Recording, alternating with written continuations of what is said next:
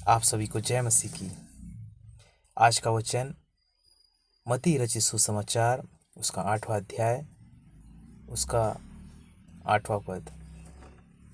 यहाँ पर लिखता है, सूबेदार ने उत्तर दिया कि हे प्रभु, मैं इस योग्य नहीं कि तू मेरे छत तले आए, पर केवल मुख से कह दे तो मेरा सेवक चंगा हो जाएगा।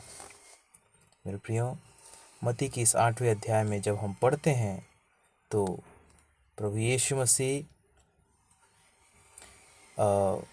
एक जगह में गया जिसका नाम था कफरनहूम। वहाँ पर जब यीशु मसीह गया तो वहाँ का एक सूबेदार यीशु मसीह के बारे में शायद वो पहले से सुना रहा हो कि बड़े बड़े चमत्कार आश्चर्य कर्म यीशु मसीह करते हैं करके। तो उस बात को सुनकर उसके मन में विश्वास हुआ कि मुझे भी उसके पास में जाना चाहिए। तो उस समय उसका दास, उसका सेवक, उसके घर में कुछ काम करने वाला या फिर सूबेदार है तो उसके अंडर में रहने वाला जो भी हो, या फिर उसके घर में काम करने वाला बीमार था। और यहाँ पर लिखता है 6वां में, उसका जो सेवक है झोले का मारा हुआ था, बहुत दुखी पड़ा है।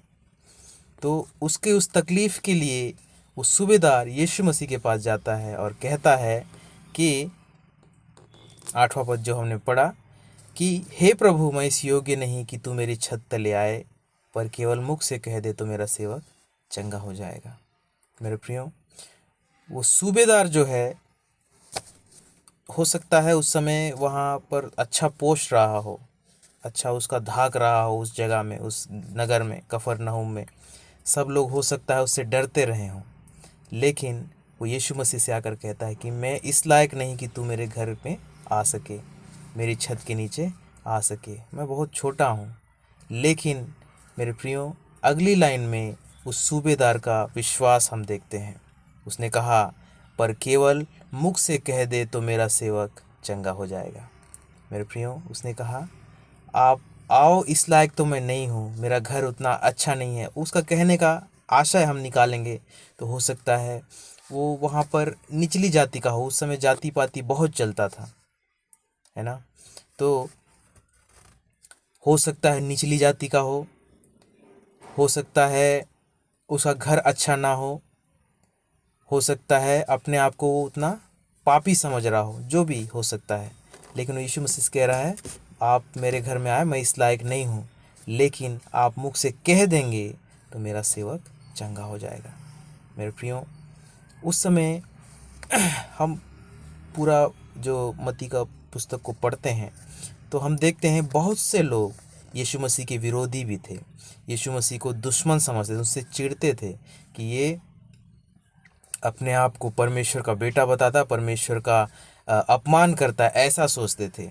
लेकिन उन्हीं के बीच में सूबेदार जो अपने दास के लिए परमेश्वर यीशु मसीह से प्रार्थना करता है कि प्रभु, आप मेरे सेवक के लिए केवल कह देंगे कि चंगा हो जाए तो वो चंगा हो जाएगा।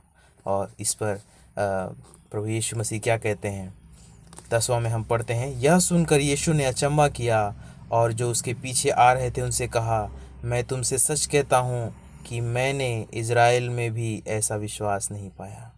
मेरे प्रियो, वो जो सूबेदार था उसका विश्वास को देखकर यीशु मसीह अचंभित हो जाता है ना। क्योंकि हम देखते हैं यीशु मसीह इज़राइलियों को बचाने आया, लेकिन जो परमेश्वर इज़राइलियों को अपना निज प्रजा कहता है, अपने लोग कहता है, वहाँ भी इस सूबेदार के जैसा विश्वास नहीं देखा यीशु मसीह ने। कितना बड़ा विश्वास है मेरे प्रियो।